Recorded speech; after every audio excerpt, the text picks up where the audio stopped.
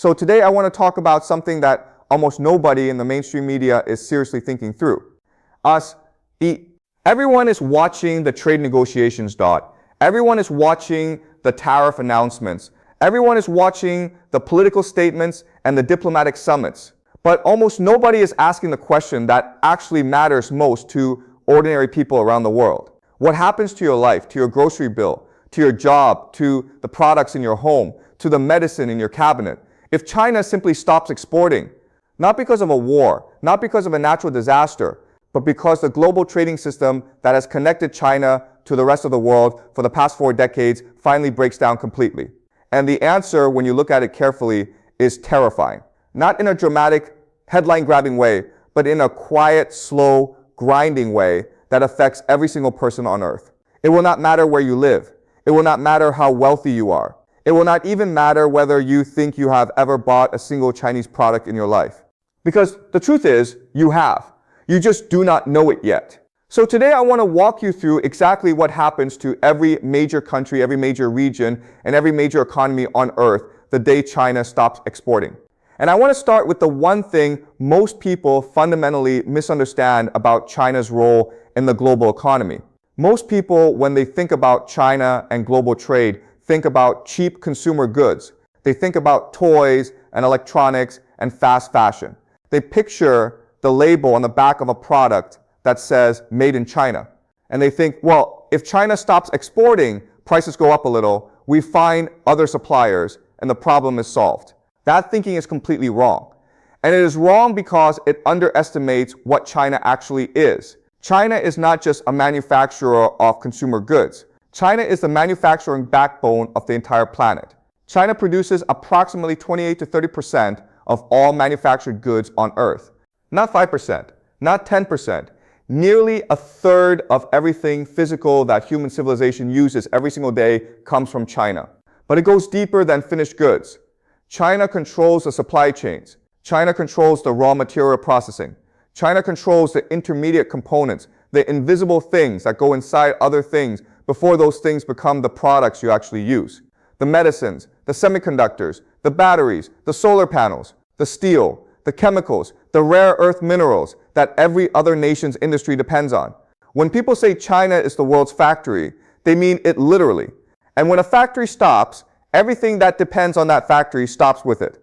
So let us start with the most immediate and the most personal impact. Food.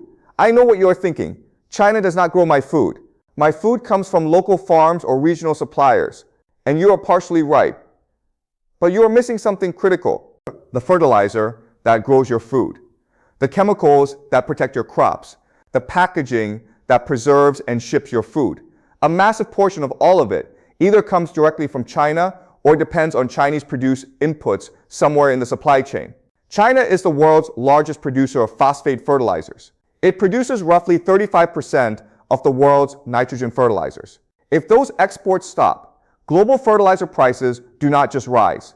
They completely collapse the ability of farmers in dozens of countries to plant at scale.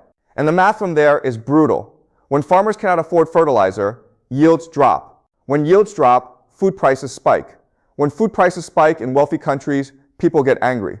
When food prices spike in poor countries, people starve. The first and most direct human consequence of China stopping its exports is a global food crisis. One that arrives not through sudden dramatic headlines, but through quietly emptying grocery shelves and relentlessly rising prices over weeks and months. And now let us talk about medicine, because this is the one that should genuinely frighten every government on Earth, and almost none of them have prepared for it. Approximately 80% of the active pharmaceutical ingredients used in medicines manufactured in the United States and Europe come from China or from India using Chinese raw materials. 80%. That means the antibiotics in your medicine cabinet, the blood pressure medication your parents take every morning, the cancer treatments in hospitals across the Western world, the insulin that diabetic patients depend on to stay alive. All of it has China somewhere in its supply chain. The day China stops exporting is the day the global pharmaceutical supply chain begins a slow, invisible collapse. It will not happen overnight. Hospitals and manufacturers carry some inventory. The surface will look calm, but within weeks, within months, the shortages will begin. And they do not begin with the highly complex, obvious drugs. They begin with the unglamorous ones, the basic antibiotics, the generic medications that nobody talks about because they have always been cheap and available. And then the shortages spread, and people begin to suffer, not from dramatic, mysterious causes, but from basic infections that used to be easily treated and now cannot be, simply because the supply chain that produced the antibiotic no longer functions. Then comes electronics, because electronics is where the everyday person in the wealthy world will begin to feel this most viscerally. China does not just manufacture our electronics. China controls the entire production ecosystem that makes modern electronics possible in the first place. Think about the rare earth minerals used in every smartphone, every electric vehicle battery, every wind turbine, every military guidance system. China controls approximately 60% of global rare earth mining and roughly 85% of global rare earth processing.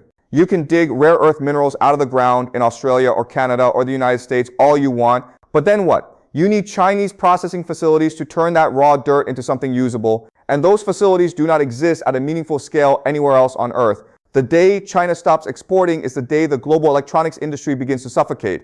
Again, not immediately, but every smartphone manufacturer, every electric vehicle company, every defense contractor that depends on rare earth components will begin burning through their inventory. And building those processing capabilities elsewhere takes not months, but years, a decade minimum. And in that decade, prices for everyday electronics will explode. The green energy transition, the exact transition that every wealthy government has staked its climate future on, will slow to an absolute crawl. So how does this actually play out globally? Let us go country by country, because the impact is not equal. And understanding who suffers most and who suffers least tells you something profound about the real shape of power in the world today. Let us start with America, because America has the most complicated relationship with Chinese exports of any nation on earth. On one hand, America has the resources, the agriculture, the energy, and the technological capacity to weather this shock better than most. America grows more than enough food to feed itself. It has abundant domestic energy. It has a large and historically innovative manufacturing base. But here's the fatal flaw. That manufacturing base has been hollowed out over 40 years of offshoring to China. The factories are gone. The workers who knew how to run them have retired. The complex, localized supply chains have been entirely dismantled. You cannot rebuild American manufacturing capacity in a year. You cannot even rebuild it in 5 years.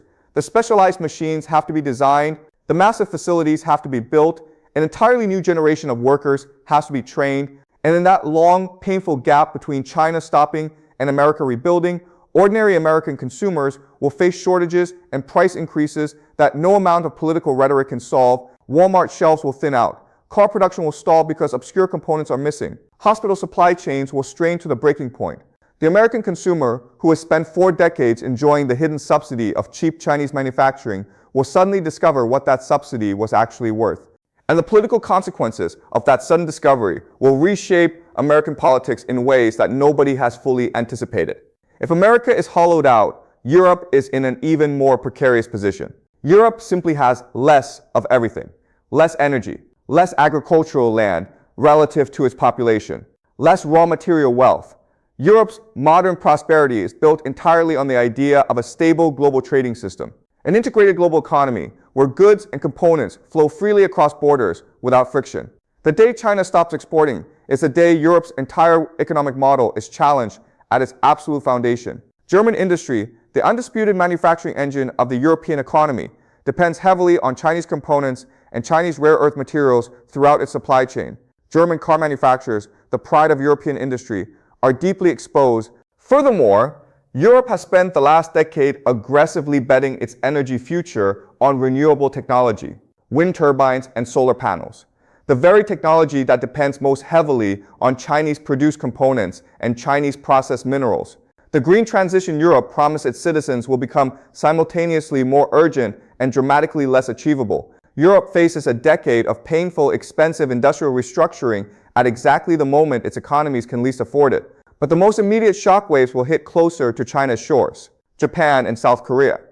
These two nations are perhaps the most immediately and severely affected economies of all. Why? Because Japan and South Korea have built themselves into the most sophisticated, deeply integrated nodes in global manufacturing supply chains. Japanese and South Korean companies do not just casually buy Chinese goods. They are woven into Chinese production networks in ways that took decades of meticulous planning to build. Sony, Samsung, Toyota, Hyundai, these giants do not exist in isolation from China. They exist in deep structural interdependence with Chinese factories, Chinese components, and Chinese processing. The day China stops exporting is the day Japanese and South Korean manufacturing begins to seize up. It will shock citizens who have grown accustomed to decades of uninterrupted prosperity and stability. Both nations will face a fundamental, ground-up restructuring of their economic models. It will be the defining national challenge of their next generation. So what about Southeast Asia? Here is the part that surprises most people. Most people assume that if China stops exporting, Southeast Asia wins the lottery. The factories simply pack up and move from China to Vietnam, to Indonesia, to the Philippines, to Thailand. And this is partially true. There's already been a significant shift of manufacturing from China towards Southeast Asia over the past decade. But here is a reality that complicates that optimistic story. Southeast Asian manufacturing still heavily depends on Chinese components. Vietnamese factories making shoes and electronics still import a massive portion of their base materials from China. Indonesian factories still rely on Chinese chemical inputs. The supply chains that run through Southeast Asia almost all ultimately connect back to China at some point in the chain. More fundamentally, Southeast Asia simply does not yet have the infrastructure, the scale of skilled workforce, or the dense industrial ecosystem to absorb the sheer volume of manufacturing that China currently handles. It can absorb some of it, but some is not all. And the massive gap between some and all is exactly where the global shortage lives. Then there is India. India is the country that carries the most hope in this scenario, and simultaneously faces the most complicated challenge. India has a massive workforce. It has the ambition. Its government has been explicitly positioning the country as the definitive alternative to China for global manufacturing. And there is genuine, undeniable substance behind that ambition. India's manufacturing capacity is growing fast. Its fiscal infrastructure is rapidly improving. Its technology sector is world-class. But India faces one enormous obstacle that no amount of policy ambition or government funding can quickly solve: supply chain depth. China has 40 years of accumulated, densely packed supply chain infrastructure. Every component, every material, every intermediate good you could possibly need is produced somewhere within China's borders. India does not have that immense depth yet. Building it takes time. And time is the one thing a world suddenly deprived of Chinese exports absolutely does not have. And as always, in every global economic disruption, Africa carries the heaviest burden with the fewest resources to bear it. African nations import enormous quantities of Chinese manufactured goods, Chinese construction materials, and Chinese infrastructure technology. China has spent 2 decades building deep physical economic relationships across the continent through the Belt and Road Initiative. Roads, ports, railways, power plants, all built with Chinese capital, Chinese technology, and critically, Chinese components. Those components require ongoing Chinese supply chains to maintain and operate safely. The day China stops exporting is the day African infrastructure projects stall. It is the day routine maintenance becomes impossible. The day Chinese-built power plants begin failing because they simply cannot get spare parts. Africa, a continent just beginning to build the vital infrastructure foundations of true economic development, faces the grim prospect of that development freezing in place. But now, let us turn the mirror around. Let us talk about China itself. Because there is a pervasive assumption that if China stops exporting, the rest of the world suffers. But China is perfectly fine. That assumption is completely dangerously wrong. China's export sector employs hundreds of millions of people. Chinese megafactories do not exist just to serve China. They exist to serve the entire world. The workers who run those factories, the local communities that depend on those factories, the massive regional economies that have grown up entirely around these manufacturing clusters, all of it depends on the continued, uninterrupted functioning of export trade. The day China stops exporting is also a day of catastrophic internal economic pain for China.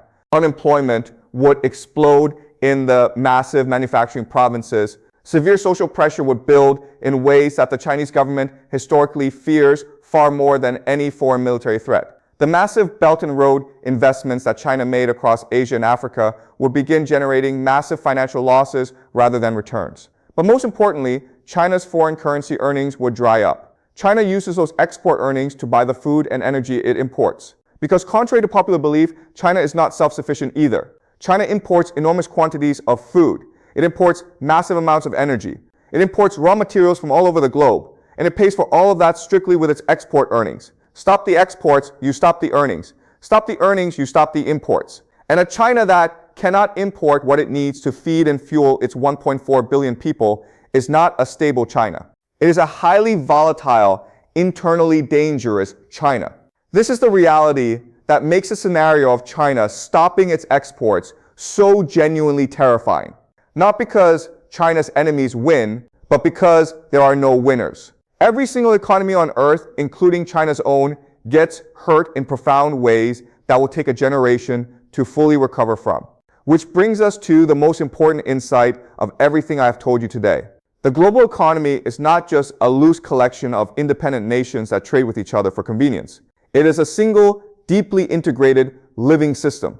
A system that has spent 4 decades weaving itself together around one foundational assumption that China would always be the world's factory. That assumption was almost never questioned. It was never stress tested.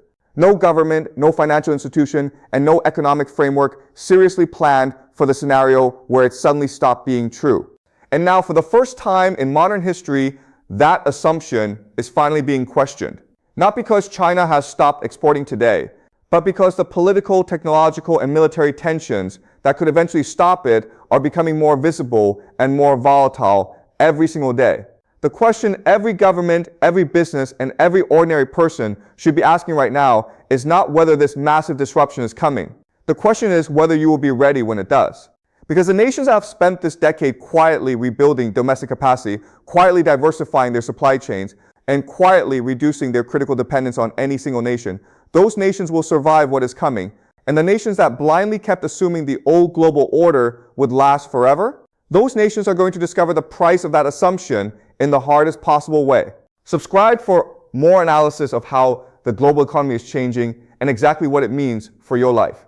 And tell me in the comments below, which country do you think is actually most prepared for a world without Chinese exports? And which one is sleepwalking toward disaster? I will see you next time.